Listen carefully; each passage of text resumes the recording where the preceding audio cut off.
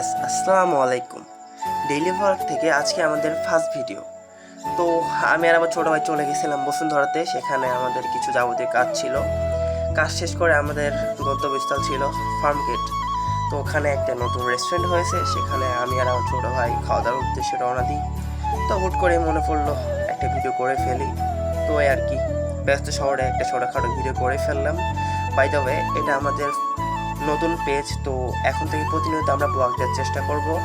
অবশ্যই আপনারা পেজটি ফলো করে আমাদের পাশে থাকবেন। আশা করি প্রতিনিয়ত ভিডিও দেওয়ার চেষ্টা করব। এই আর কি, চলে আসলাম বলতে বলতে।